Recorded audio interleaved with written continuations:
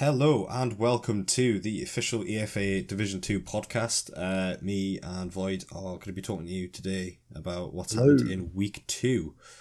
We have a mystery guest with us. Would you like to reveal yourself? Hello, my name's Ronnie, also known as Ronan, if you've seen me playing in game for NTA a few times. Yeah, nice. He also loves breathing into his microphone. Yeah, that is a problem. Yeah. That's quite a habit of his. Yeah, but yeah, so as I've said, we're going to be talking about everything that's happened in week 2 and some other stuff. We're going to talk about scorecast standings. We're going to talk about and we've got a main topic to talk about, which we'll get onto a bit later. So where would we like to start? Well, let's talk about what's happened this week in Division 2. Void? Alright, so starting on highlights from each match, yeah? Yeah, which first game being, of course, the very entertaining Ignite versus UKN. Oh yeah, I think that was interesting, wasn't it? That was a very Obviously, interesting game. Markson, 6 goals. You know, he's not a top goal scorer, but I would say impressive. But to be honest, the UKN game, it was like I think they just gave up after like 7-0. To be fair, Yeah, it just didn't seem like they were trying very much. yeah, because if they're trying, they're not going to be losing 15-0. If they're trying their very best, isn't it? And I also heard there was like no communication on the back lines. Nobody was talking to each other. It just wasn't cut out for them, to be honest. I think Ignite is quite a scary team, to be honest. They have a lot of threats. They have a lot of good players. So I don't know. Maybe they were just intimidated, not in their own mindset. Thinking probably before the game that we're going to lose, so they went into it with a bad attitude, and they lost.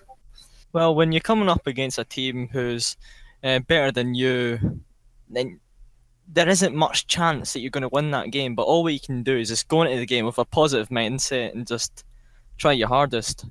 But it just didn't seem like they could do that. Again, yeah, I think when they took the time out for connective issues, they would have definitely gathered themselves together. Maybe there's a lot of pointing fingers, who knows? But at the end of the day, the result was the result. They've just got to look at what they've done in that game, and they need to just look forward to the future, know what they need to do right, maybe get more communication, who knows?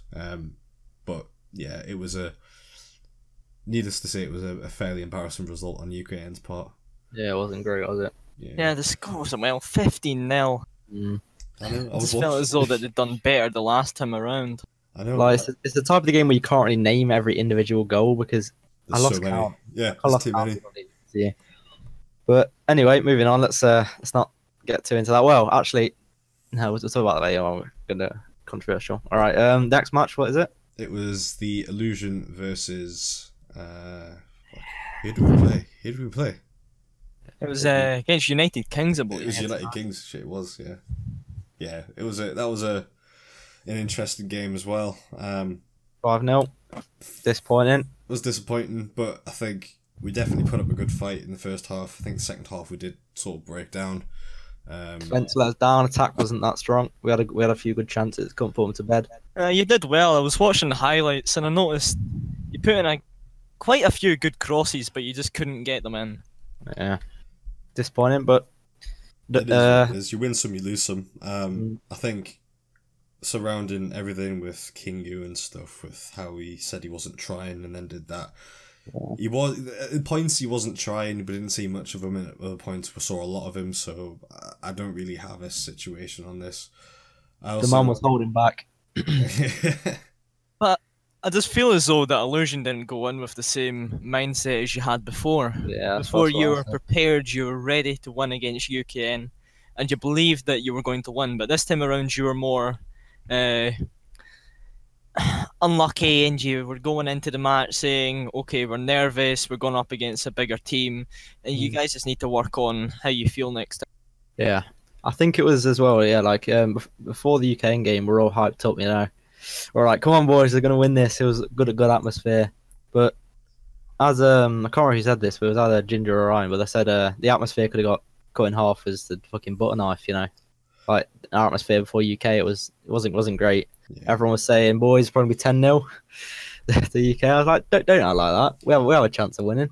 You know? I think it was partly down to the fact that we knew we weren't probably going to get the result we wanted. We weren't. I think we kind of knew we weren't going to beat them, and I think that did affect our performance. We kind of downplayed ourselves. I feel like if we would just go in, it were like, okay, it will be what it will be, and not said anything about results, I think we could have probably done a lot better. I think it doesn't help how we weren't as organised. We didn't really train that much prior to that match, which I think we're going to try and solve. Yeah. In future games. The final game, which was Natural Wait, Talent. yeah, I think as well, like, we, alright, never mind, I forgot what I was going to say. Sorry. I keep going. If it comes back to him. It'll come back to him in like 20 minutes. He'll be like, oh yeah, guys, remember that thing? No, final game of Division 2 was Natural Talent versus Momentum Academy. Yeah, that is correct. Oh, wait, That's correct. 1-1 the score was. 1-1. It was the first draw we've had of the season. And obviously, Yes. Ronnie, you played in that match. I played in that match as a left winger, yes. How did that go for you then? Yeah. Well, we all went in with the same mindset as you guys did against UKN. We were all prepared to win the match, and we were all believing in ourselves. We believed that we could actually beat Momentum Academy because we've been training for this. We've been working very hard on our passing game. We've watched highlights before what we've done wrong, and we've just tried to pass it around this time around. But there's still a few mistakes that we made, and we could have done better if we had our full lineup and we just train even harder for the next game around, which is against United Kings. Yeah, well, hopefully you'll get revenge on behalf of Illusion. I've remembered what I was going to say. Is that, before the UKM match, it was like everyone was training hard, wanted to get that extra work in because I want to get the job done, make sure we're all hyped up. I feel like before the UK, or after the UK game, everyone thought it was over kind of thing. I thought, all right, that's the big match that we had a chance of winning. Let's now stop playing. That's the thing. Yeah, we had like 3 days off, didn't we? And then even then, we couldn't get a full team together until like the day of the match where we played like a friendly. But the bad thing about that is believing that you guys are going to win the game and you guys really have a chance is when you join the game, you face reality. And then you see these players that you're coming up against could be better than you. And then it kind of it puts down all that confidence that you've built up before the match. And you're in the match and you're not sure what you're going to do because you're nervous if your team loses or you guys don't get the points that you need. And I think that's the deciding factor for the match. Yeah, exactly. Yeah, that's that point. I think definitely in the future we need to sort of have this, try and get the same mindset. We just need more organisation. And that's advice for any Division 2 team, especially with the UKN, especially after that defeat.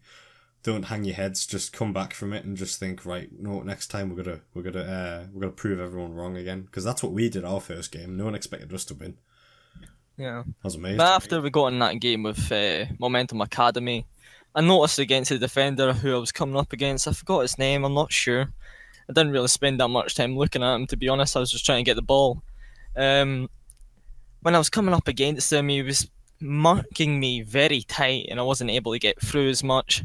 But the times that I did get through, I tried to put in some crosses and my team just weren't able to get to the end of it. So maybe next time we could get a better result, but for the time being, NTA is just going to try as hard as we can. Yeah, it's the attitude you need. Yeah, it's the attitude you need. I'll have man of the match for each game. Yeah, man of the match for each game. Well, man of the match for the first game, it's hard to say really. Like you could say Markson because he scored 6. It was Markson, wasn't it? In the end, was it Markson? Yeah, I believe so as well. It's one of those very bittersweet ones where you can kind of say, oh well, the other team did well to keep going, but at the end of the day, they did get beat 16-0. Well, that keeper did make a lot of saves, didn't he? Yeah, he did. To be fair to him, but I think it has to go to Markson. I think. I don't think there's really that many positives for UKN. To be fair, I think their keeper had a good game, but it seems their keeper always has a good game. To be fair. Yeah. Well, his attitude after the game wasn't very good as well. It's Pinger, isn't it? He's notorious for just having a shit attitude. He's not really a goalkeeper. He was told he could move out for a goalkeeper who was like on the bench, but he just says, no, I'll keep on going and I'll try to help you guys out as much as I can. But he just couldn't. Yep. Possibly The job wasn't cut out for I him. was gonna say possibly it was the wrong decision, but he has been known for being one of those players. Like I remember he started chatting shit to me because he thought I was another player. Like literally, just like calling me out, and I'm like, "You don't get your facts right. I'm not even the same person. Like really." Remember yesterday after the match, he started calling me a hyena. So that's very interesting. Bloody hell, Jesus Christ! Some of the players in this community, man. Illusion versus UK man of the match. Luca, wasn't it? Yeah, it's got to be. Yeah, he played Didn't well. really watch that match that much, but I think the commentator's a bit biased though. That obviously they're not going to give it to Maestro because it's like I'd say that's fair to an extent because I'd say giving man of the match to a vet, it's like in Division 2, it's a bit. yeah, but if he's still the best player on the field, you have to give it to him. Maybe, but I don't know. I just feel Division 2 should be for learning, not for a vet carrying the team. Yeah, that's the thing. I think there should be some restriction on like position or that kind of thing. Yeah, but it's not like Maestro or Kingu is just there for himself. Because when I was in the team, he was teaching me the basics of the game, and he was really trying to help me learn how to play, and he was really trying to help me do well in this league and do well against better teams. He wasn't in it for himself; he was in it for the new players. And people are mistakenly saying that he's in it just to boost up his ego or his confidence, but I don't believe that's true. Fair enough. Yeah, I mean, people got their opinions. I think from my experience with him, though, he's been a bit toxic towards me, for no reason whatsoever. And I think there's a lot of perception out there. But at the end of the day, you can't really let that sway. At the end of the day, we're just here to play football. You know, it's the main thing. And if drama behind the scenes, because I know there's been a lot of that recently, drama behind the scenes is going to affect how people play the game, then something needs to be sorted. Something needs to be done about it. Of course. Yeah. So the NT versus Mome man of the match. I would have gave it to Mike, even though how much I do like the guy and I respect him and how good of a player he was. He wasn't able to finish all the chances that he had. I believe he had like 9-10 shots or something like that in the first half, and he just wasn't able to finish them. Who was the man of the match? Was he? No. No. Who was?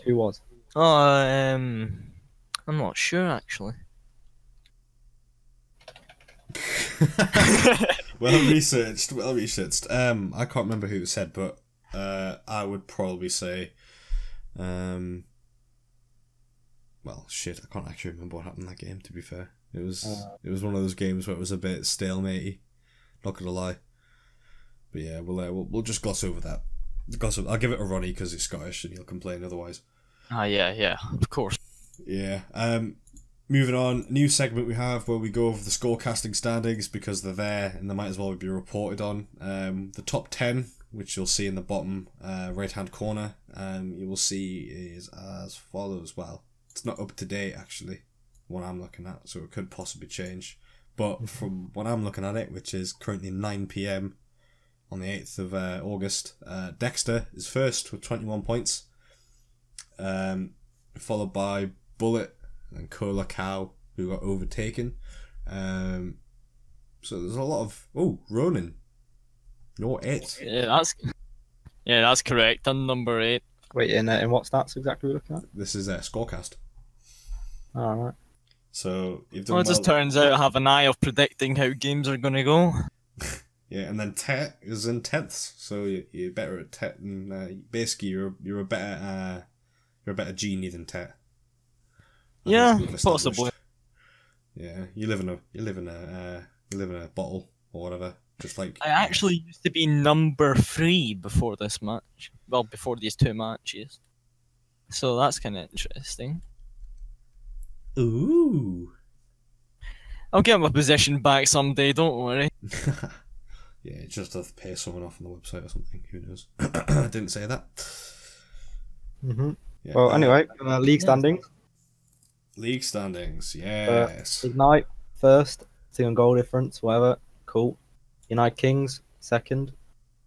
Well, I mean, obviously Ignite are going to be first. I'm got different. I mean, Sorry. 16 nil has secured them the first place. I'd be Was it surprised if it 16 or didn't. 15? 15. 15. Yeah, 15. I'm sure. Was it not 16? Yeah, no, it's 15. Yeah. Was it 15? Illusion in third. Way, we're beating NT. Not too bad, to be fair. I'm not Yeah. not too unhappy with that. But you did come up against UKN, so That's true. let's be real. Yeah, all right. Shut up. Well, anyway, Okay. I'm joking. Yeah, yeah, Illusion in third, Natural Talent in fourth. I think just above in goal difference and momentum. Momentum haven't been as good as I thought they would be. To be completely honest, I thought they'd win this season. So did I. Yeah, I think United. Well, I think with Ignite's victory over UK, and I think Ignite are probably gonna win this league.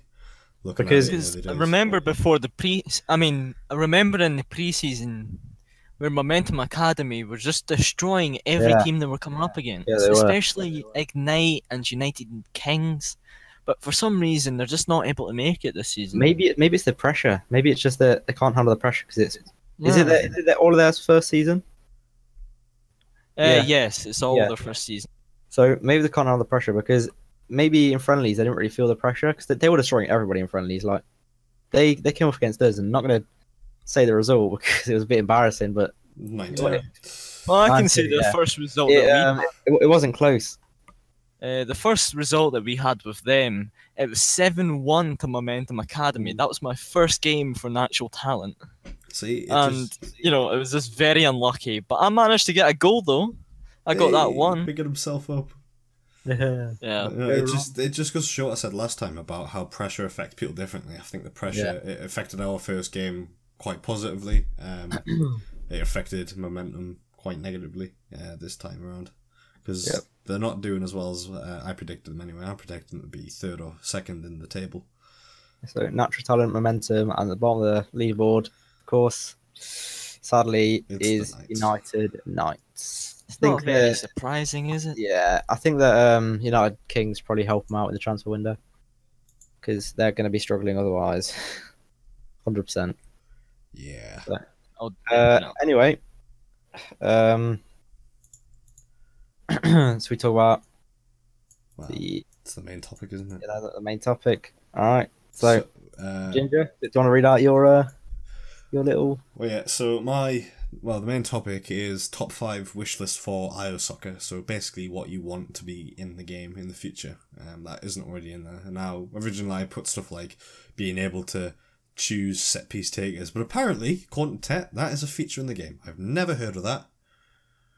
I don't know why we don't use it. Yeah, I've seen players in Division 1 choosing who they want to take the set pieces, so that's interesting, and I would like to learn how to use that. They should put it on a tutorial or something. Oh no, it's in the Archon. I think it's like a hidden feature. You have to activate it or something. All right. Oh, It's not activated. It's not activated in the official servers apparently. Anyway, keep going. But yeah, so my first point I put was independent head movement when you run and sprint. You can do it when you're walking, but no one uses walking. It's the most useless thing in the game.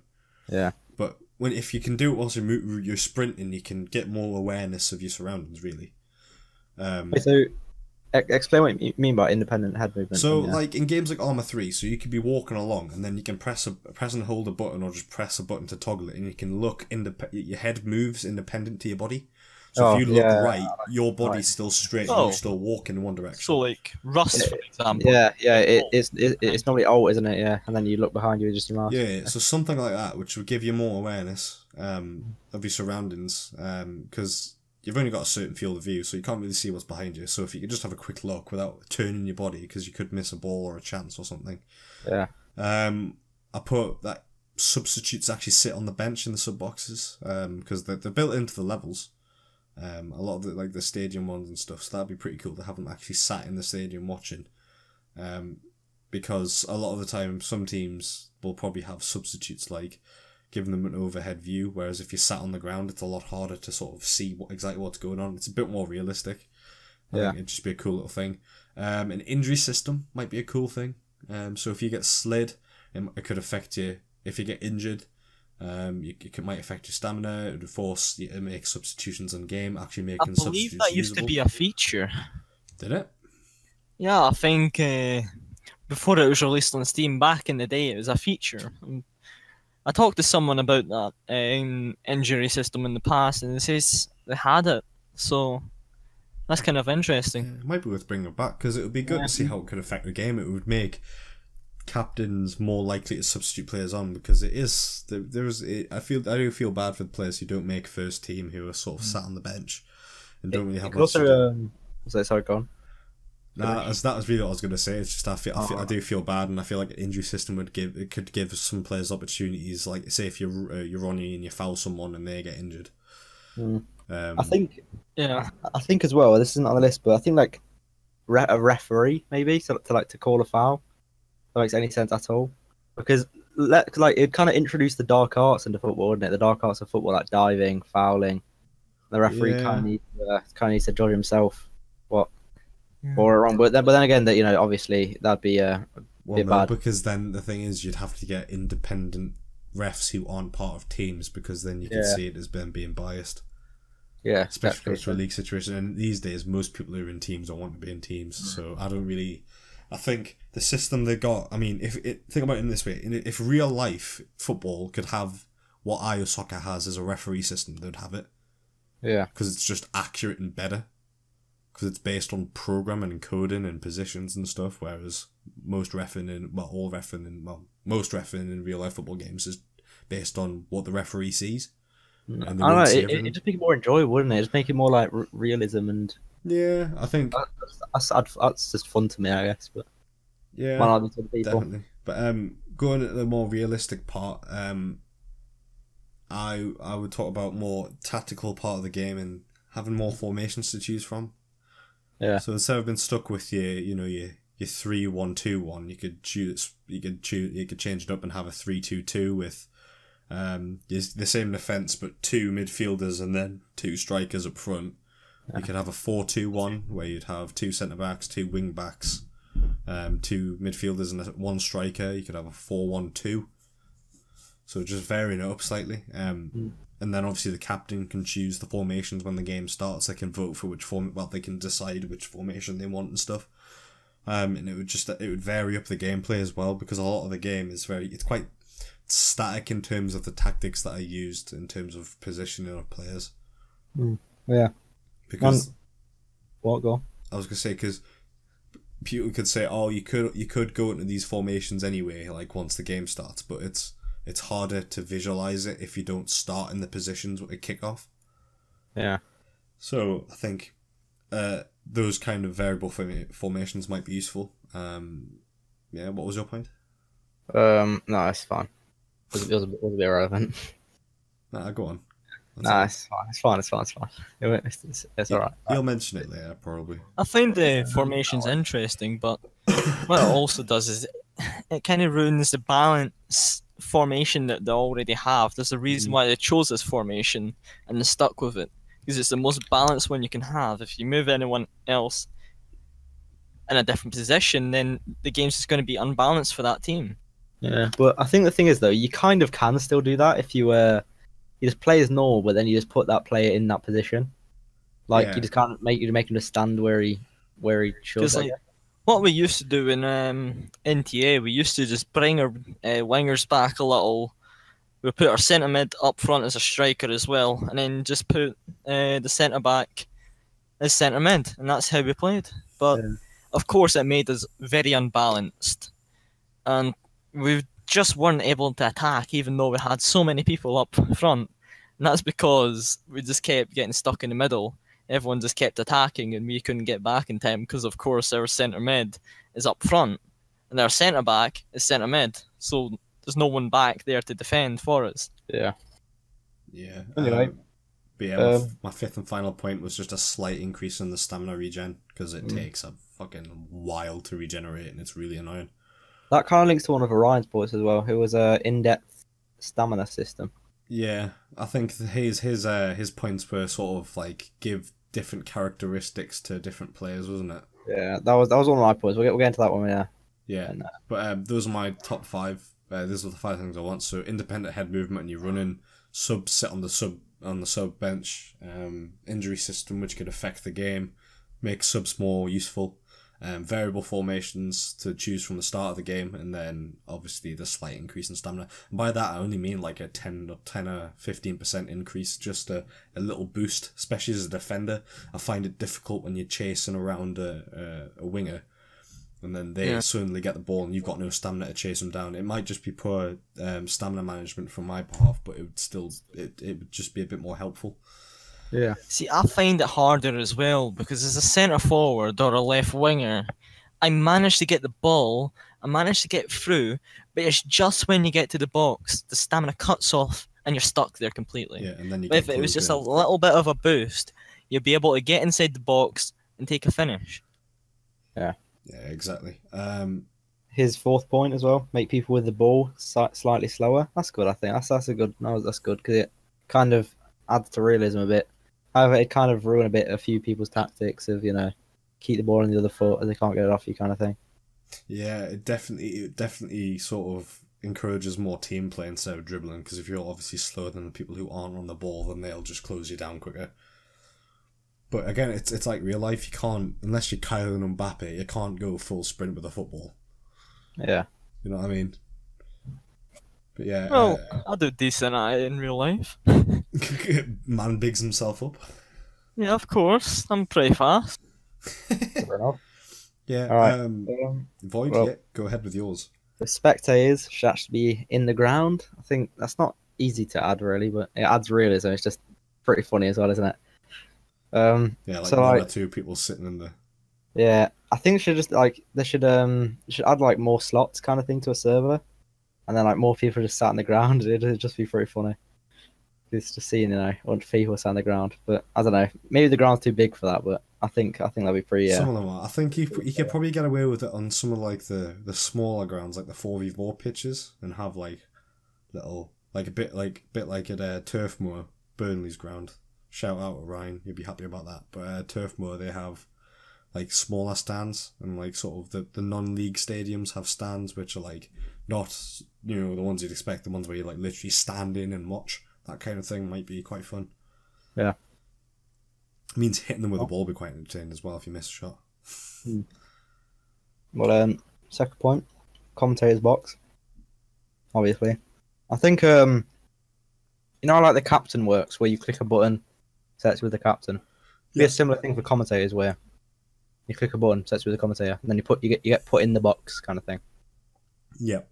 That makes sense. I don't know. It wouldn't really have that big of an effect on the game. You just kind of add a bit of realism, add a bit of banter to the game. It would, but it might make their job a little bit more difficult, because obviously when most commentators, like I've just commentated to Premier League games, and like you track with the ball, so you move along the pitch with the ball, so you can see what's actually happening. If you're stuck in one place, it might be a bit difficult. But again, it's just realism at this point. I think that they should be there, but they should also obviously still have the same viewpoint of the game. Just their player models there. I think I'd just be pretty funny to be fair. Just get away with them. And third point, make slide tackle hitboxes bigger, because most of the time when you go to slide someone, your leg touches them, and they just walk on. Unless you're Ronnie, then your leg touches them and they go down and die. Yeah. Well, and you get a red. that was a mistake, okay? I didn't mean to get that red card that game. He didn't really get it. But the fault of making the hitboxes bigger for the slide tackles is that you're obviously going to get a lot more fouls, and it's going to be harder to actually take the ball off people instead of like fouling them. Yeah. Well, I don't know. Just again, add realism. I'm just quite a fan of realism. I mean, add curve to left click. That was They already have that. What, curve to left click? Yes, you can curl the ball around someone, and that's how you ollie. What, with the left mouse button? Yep. Really? They removed it, but then they brought it back. I think I saw that in the patch notes. Yeah. Ollie with a right click. All right, fair. All right, fair enough. And then different positions have different benefits. So centre back may have is taller. Maybe, I don't know. Like obviously that wouldn't be a thing, but just an example. Yeah, different attributes. Like maybe defenders have a slightly larger hitbox or something. Yeah, like strikers have better curl. If that makes any sense. Like their curl is easier to manage, and it's easier to like use, I guess. It's more consistent, rather than if a defender tries to shoot on goal or something and has like a lot of curl on the ball, has a chance of just going wrong and not going where you want it to. Yeah, If that makes sense. Goalkeepers could maybe be taller. That might be one. Yeah. They get a better model, because I mean, I know there's Courtois who's like 6'7", fucking massive, stuff like that. But yeah, I think someone, I can't remember who it was talking about they wanted like a progression system built into the game, so that you sort of, it's like a ranking system for your player. Yeah. So the I more talked about that in the I beginning. think I've mentioned that in the past. Yeah, so like you build your character up so you can increase your stamina and build up your shot accuracy and stuff like that. But again, the thing with shooting in this game is different to games like FIFA, where the controls are more direct input in this game. Yeah. Whereas FIFA, it's kind of you push the controls that way and it does it for itself. But this game, you have to control where the ball goes. Yeah. But the problem with that is you've had players who've played the game longer, and if they added this system already, it'll be harder for new players to come up against these veterans who have already got like 10 times the amount of skill as them, and they have to learn way harder than we did when we started playing. Yeah. And the problem with this as well is, like, you'll have veterans that you'll go up against, but no matter what, they'll still be better than you. Even though if you have a higher shot or you have higher pace, they'll still be better than you because they've played the game longer. They know the ins and outs of the game, and they can basically just get in there and stop. Well, yeah. And Ronnie's died. Yep, he just died. Yeah. No, I'm finished. What? Are there any points that you'd want to add, Ronnie, in terms of what you'd want to have on your top 5 list? Not really. It's kind of one of the things you need to think Me about. myself, I'm quite happy with where the game is right now. Yeah. Maybe just more pitch selections, I think, as well. Well, like, I know it's like one of those nitpicky things, but like I'm getting bored of seeing the same scenery over and over again, even though like in real life, football clubs. I believe that they should probably try and add different like hairstyles. You know, give the black character model like a bald hairpiece. You know what I mean? We all went bald for our team on our match. You know, give them more customizable features, like allow people to put gloves on their hands, or you know, stuff like. Yeah, that might be one. Like sweatbands in their hair and stuff like that. Yeah. So you can just look like Luka Modric. Or you can get Fellaini here. Like for example, FIFA's customization, where you got like so many different options, you know, like so many different boots, so many different hairstyles, so many different noses, different faces, you know. Yeah, I think that would be a bit difficult to program. Bear in mind, the character models aren't the most high quality. Plus, FIFA's obviously much more big budget than soccer. But yeah. I had the idea of like the game's free, and I know that's the appeal of it, but I feel like if they made the game just like £2, the amount of difference that could make towards developing the game and giving like making these mechanics possible and stuff like that, and maybe giving the graphics a bit of a quality boost or whatever. I know it's on Unity engine, so there's not much they can do, but it's just like these little things that can refine the game, because it's a really fun game. Yeah, well, the good thing about having this free game is the community that was playing before us, the veterans, they all chipped in. They all donated for what we have right now. Yeah. And they all put an effort towards what they wanted for the game, and they all had a say. And this is why the community was going in such a good direction for the public release on Steam, because everyone had a say in what's happening, and everyone does right now, because you're allowed to say to the developers what you would like to add to the game, and they would say, you know, we'll think about it and we'll probably add it in the future. And that's a good thing about this community. The developers listen to the people who play the game. It also helps that the developers actually play the game with the community as well. Yeah, like, exactly. Because it's such a close-knit community, because there's only, 350 competitive players? Yeah. And, like, all the devs, all the development team are veterans, and they're all in the Premier League, but they always play in friendlies and mixes and stuff. So you can always talk to them. Like we were playing in the England squad the other day, and we were with was it Caffeine Captain, or was that what he's called? He's known as CC in game. He's been playing the game since 2003, and he's actually responsible for making some of the textures we see, like on the Aqua map, the one that's underwater. He made all the pitch textures and stuff and all that, and it was really interesting to talk to him. In fact, we might actually get him on the podcast later on into the season, because he's got so much to talk about and stuff. But stuff like that, it's like in no other game because you really do that. Like, I've never been on Battlefield and played with the guys at DICE, because I mean, one, the community is that big, it'll be impossible to find a game, but two, you never really hear about it unless it's a really special occasion, or it's at a gaming event or something. I think it's just important for the owners to actually play the game as much as the normal player was, because some owners just rely on people making complaints and then fix it that way. Yeah. But I think it's best for them to actually experience it themselves.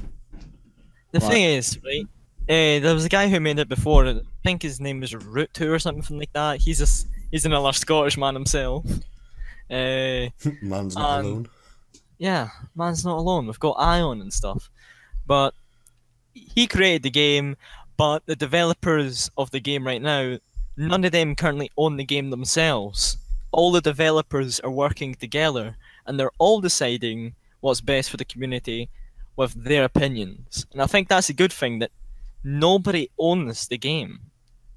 It's mostly just the developers keep making it progress to where it is. Did he sign the team of the week, Ginger? No, he still needs to look into it, but in that case we can just move on and we can predict what the team of the week could be. Seeing how that lines up, because we've talked about man of the matches, and I've commentated over the two Premier League games that have happened this week, so I've got some insight into that. I don't know if you guys watched those matches.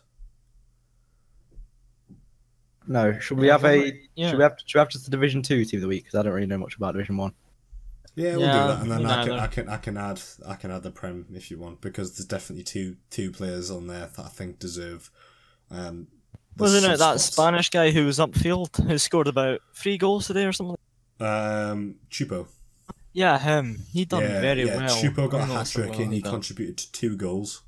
KM as well. KM scored an absolutely lovely half volley cross Azza and banged it in the top right corner. It was absolutely amazing to watch and really fun to commentate.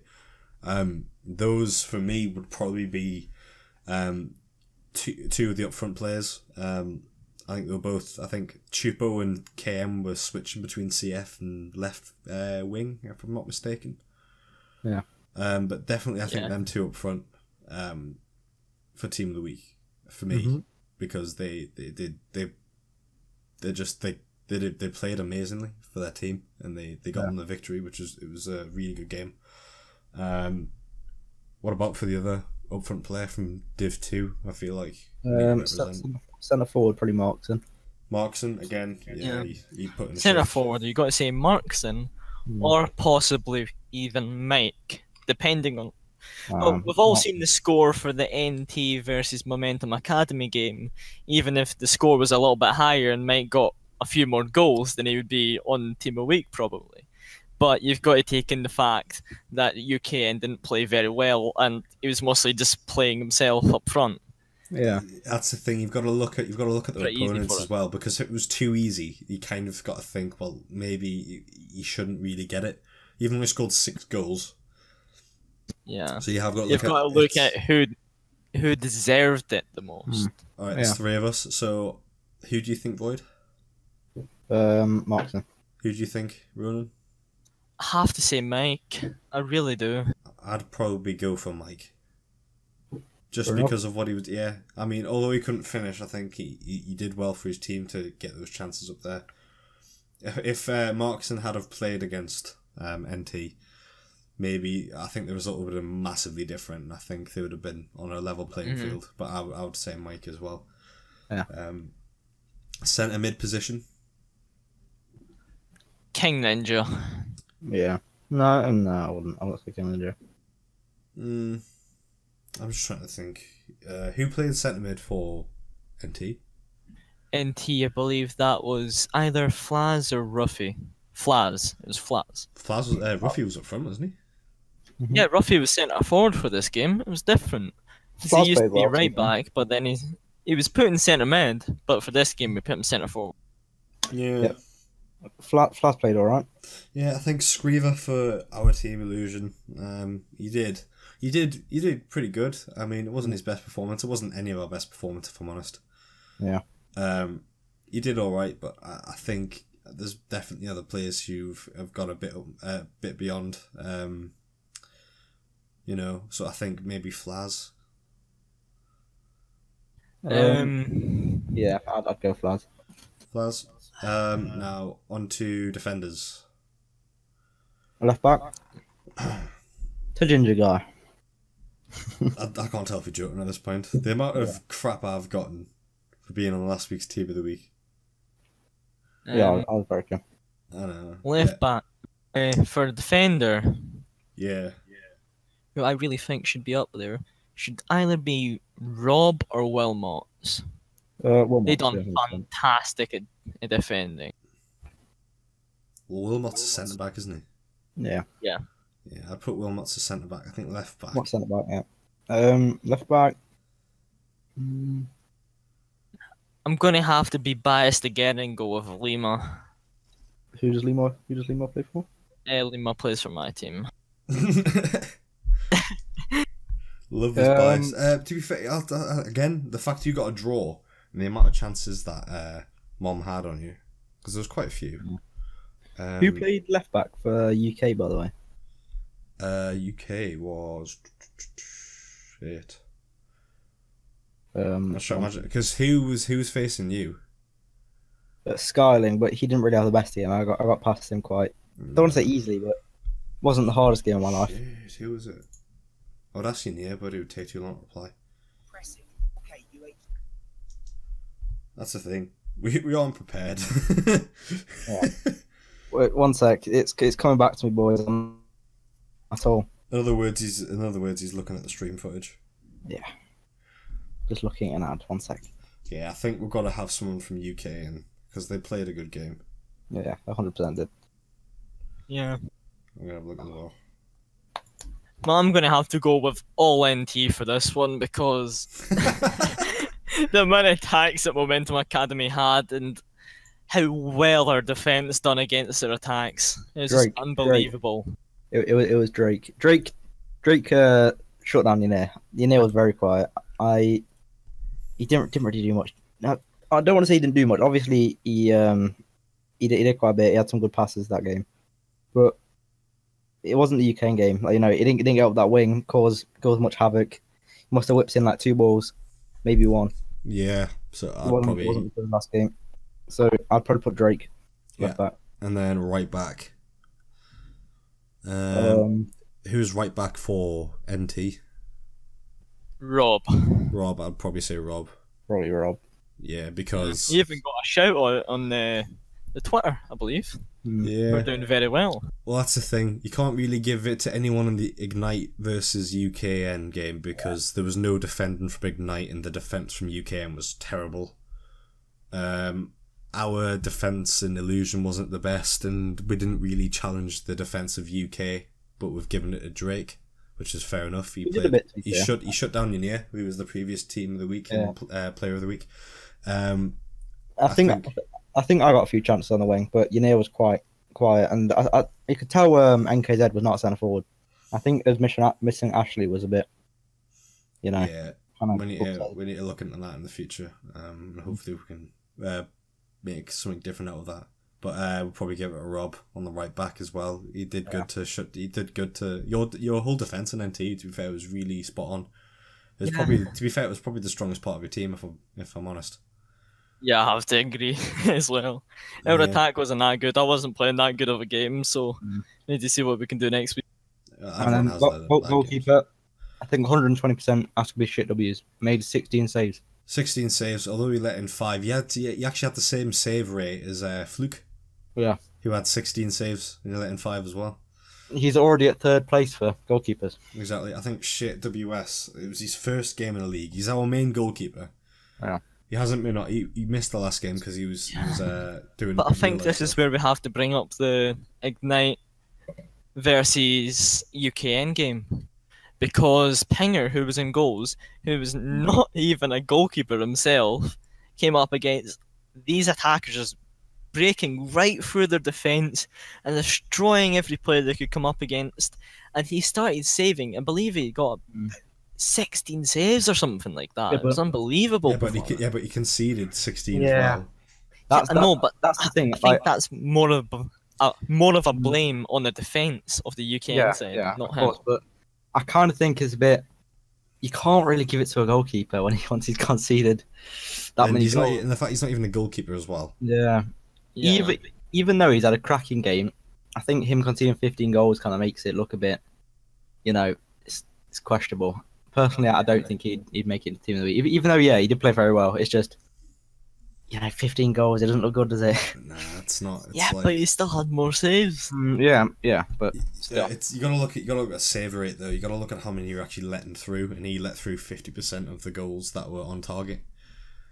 I think WS. But he did make 21 saves, and Fluke only made 16. 21 saves, yeah, but Fluke only conceded 5. He conceded 15. But then again, that's the defence as well, isn't it? Yeah. Yeah, that's the thing with goalkeeping. It's a tough one because there's so many factors you've got to take into account. And the fact that there was 2 own goals as well, and they were pretty unsavable from Pinger because they were all from inside the box mistakes. Yeah. So really, he only really let 13 in, which is still quite bad. But personally, I don't think defence is UK's strong point. Definitely not. But they weren't playing players like Sergeant Bat. They weren't playing Ed Shot. They weren't playing any of those guys. See, I think if they were playing Ed Shot, it would have been a slightly different result. I know, Void, you come out and said it wasn't the toughest challenge, but it would have been tougher than what they had. Yeah. I think he's just I do rate Ed Shot, to be fair, but I don't know. I don't think he really knew he kind of underestimated a bit. I think he was rushing me early on, but then as the game went on, he got quite good. He got quite tough to beat. I had to pass it through him, not just run at him. So yeah. That's the thing with Headshot though. He does know what he's doing. He may not be the most technical player. I mean, I'm not the most technical player, but at the end of the day, it's all about just stopping the ball and the mistakes that some of their defenders made, like Trabador, who resulted in the own goal by passing it back to the keeper. What was the communication in that team? Apparently, there was no communication on the back line. There should always be communication. I don't care. Just not that hard. Just be in Discord. That's what annoys me. Like, you're in a Discord channel with someone and they'll still type to you in game, even though you know they've got a microphone. Just speak. It's the only game community that I've ever played in where the players are scared to use the microphone. Yeah. It's the opposite of Call of Duty, where the kids want to use the microphone to tell you how they had sex with their mum last night.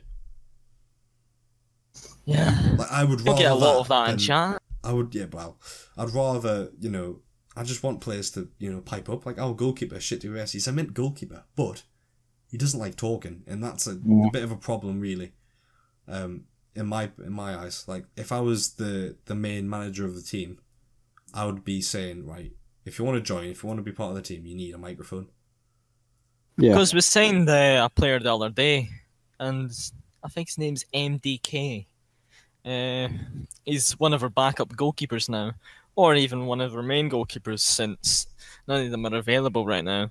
He's currently on trial, but the problem is he's not got a microphone. He's not able to. He's not able to tell their attack where they should get the ball or tell the defence what they should do. There's no communication between our back line, is there? The thing is, this might sound a bit, why saying that, but it's like, who buys a computer and doesn't buy a microphone? It's either they bought the computer and didn't really realise that they need a microphone, or they do have a microphone, they just don't want to use it. You've got to look at this way though. It's a free game. A lot of players will be playing on a laptop. Yeah. And a lot of the player base is really young, so they may not have the means, or the microphone might be poor quality. Even then, just use whatever you have. You've got the few out there like Mr. Assassino, for example, Oh who Christ. is a bit on the younger side, but he still uses his microphone to communicate, and I respect that. Maybe a bit too much though. We've all heard of the Bit lethal too striker, much. Mr. Assassino. He is absolutely lethal in attack Yeah. He's when gotten he's good. using Like, his microphone. props to him. He's gotten better since after he left Illusion. I think we got rid of him because he just wasn't active, or he was being a bit of a knob. But once he left, he's actually a good attacking player. I think it's just the attitude and mentality he has, which he needs to improve. I think it's maturity, isn't it? He just needs to age a bit. I think he's around 10, 9, 10, maybe. No, it's 13. My bad, boys. 2 years younger than you. Shit. My bad. Sorry, Mr. Assassino. You're a nice guy. Again, if you want to complain to www.don'tgiveafuck.com/ Ronnie's house is a dustbin / his address is 555 Wheelie Bin Drive. Yeah. All right, let's stop that now. Yeah, but again, that's the thing. I mean, everyone has problems with everyone. It's not a hidden problem that there's toxic players in this community. I mean, it thrives on it, really. The amount of drama that there's been recently, it's just kind of fueled everyone's conversations, and it's kind of fueled everyone's passion to play the game, really. Because to prove a problem I have myself is I just have a problem with arguing people in the community. And, yeah, I've been trying to work on that myself. I've been trying to be nicer to people, and I've been trying to fix that. But you've got the odd few who are veterans telling us to do this stuff, yet they're doing the exact same thing as we are. And I think if they want to continue and if they want to keep playing, then they just need to man up themselves. They just need to...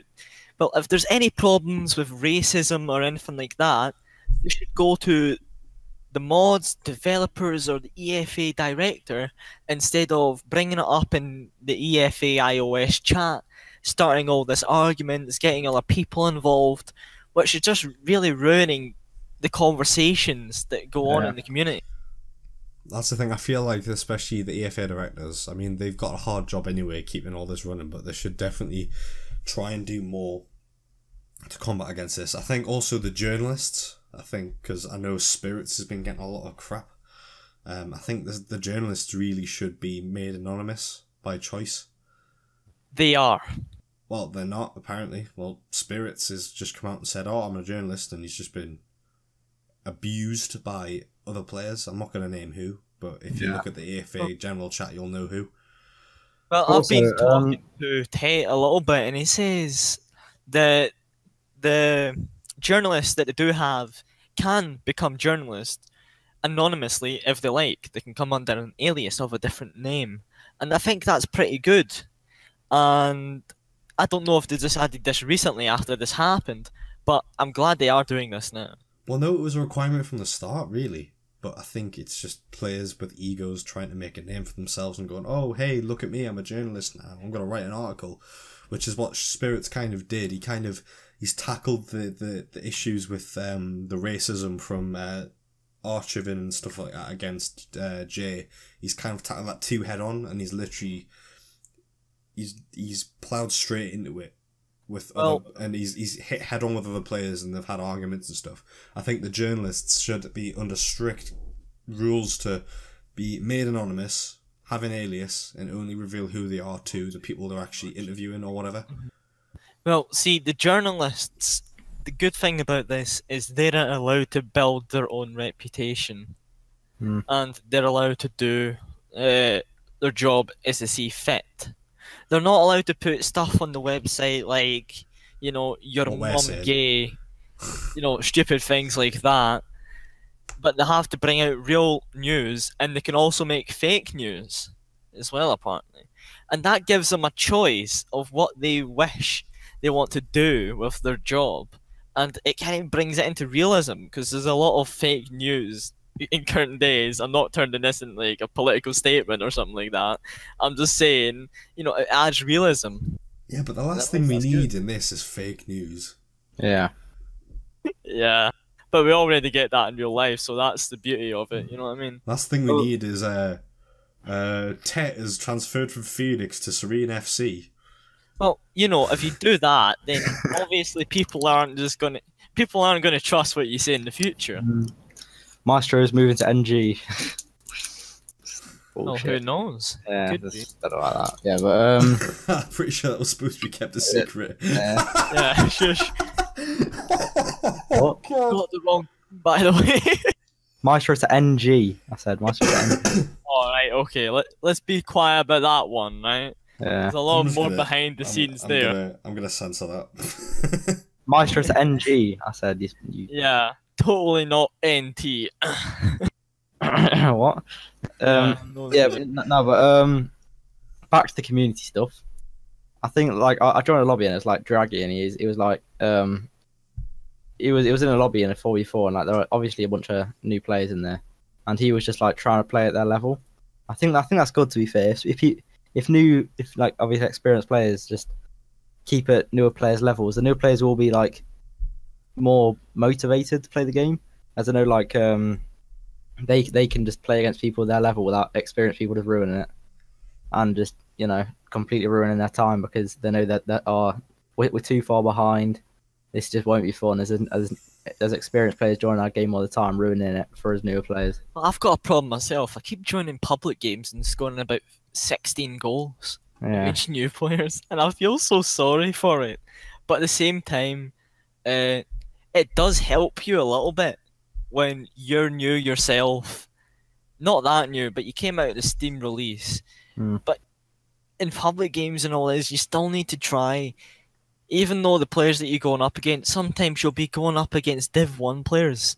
And that gives Div 2 players motivation to try in public games. And when you do try in public games, there'll be this standard all the time that you have to do a certain way during these matches. Like, I just went up against a team earlier on, and I've just had a 15-year-old screaming down his microphone at me saying, pass. Oh, wasn't that kid going, pass Oh, me, no. pass me, pass me? No, shut up. Yeah. Sit And down. I think he's had the standard of playing because veterans have been playing more in public matches and have been receiving all these passes. And they're not really facing the reality that they should be getting by learning how to play the games themselves and learning when to be quiet and when not to start screaming down his microphone because somebody didn't make a pass. That's the thing. If anything, no one's gonna pass you if you sat there going, pass me, pass me, pass me. Jesus. I'm just first thing I do is mute. Just get rid of it. Yeah. It's the most distracting. I need to do that more often. I know, it's like that. It's like that guy in the public match who's just constantly racist all the time. He's using the N word. He's and he's the most toxic person I've ever played in a game with ever. I can't remember his name, but I'm sure someone will probably mention it. But he's just like, he's not part of a team, thank God. If he was, he wouldn't stand a chance in the leagues. He'd probably just get kicked straight away. Yeah. But it's this kind of stuff that just makes me not want to play public matches. Yeah. Well, anyway, I think go on. I think language is a problem as well because everyone's speaking different languages, and it's getting to the point where you have to listen to them or just mute them. Yeah. I think it is good for the servers who are like in South America or in Korea because mostly everyone in that region speaks the same language. But here in Europe, you've got people with all different kind of languages speaking at the same time, and it's a little bit difficult to play with them when they don't speak the same language as you, and it's really hard to play at the same time with French people screaming down the microphone like "Sacre bleu" every couple of seconds. You know what I mean? Yeah. I thought you might have said like baguettes there. I was like, I was waiting for going to, but I refrained myself. it. Oh God! Right, before this gets any more out of hand, I think we're gonna end it here. Is everyone happy? Yeah, I think that's Yeah. a good idea. Yeah, it's definitely a good idea because we're gonna get carried away. We've been recording for an hour now. It's been a good podcast. Thanks for stepping in, Ronnie. Even though you were supposed to be the guest anyway. Yeah, no problem. Thanks to Ryan for bailing at the last minute because he was tired. Yeah, I'm tired. I need rest. Tired. Do it about me. Sleep for the week. Yeah. But yeah. Well, anyways, it's been good. It's been good. If anyone has any questions about the podcast, by the way, serious questions, not being like, "Why are you so gay?" Then I don't know, just messages on Discord, whatever. I mean, I don't know why they comment that Ronnie might not be in the next podcast, but yeah. Anyway. Yeah. No. Hey, what? Wait a second. To me or you? To me or you? Definitely you. But yeah. Honestly, if you do have any questions, just leave them in the comments or post it anywhere because we asked last time and no one's give us any questions. We even have a segment for questions. Yeah. Didn't have any. Sad face, but yeah. Anyway, yeah. I think that people just skip to the end, don't they? They don't really care. They just feel like, oh yeah, good podcast. They go, I watched the full thing. Watch 2 seconds, but I'll skip to the end, even though this is just us rambling on because we don't want it to end because we have nothing better to do with our lives. Yeah, they're like, what was it? He said, oh yeah, the introduction that was really good. Yeah, I like that. I like the sections where you weren't talking. Yeah, it's a podcast. There's nothing else to watch. Thank you very much. I like much. the moments when Ronnie didn't speak at all. Which is like 1 second of the podcast. Yeah. Anyway, wait, how long has this gone on? About an hour. Fair enough. All right. Goodbye. Yeah. The worst outro ever. We've enjoyed this. We'll see you in the next week's podcast where we hope there's more drama and stuff. Well, we hope to see you next week anyway. We might die. We might die. Oh, wow. Bye. All right, see you guys. Bye. Goodbye.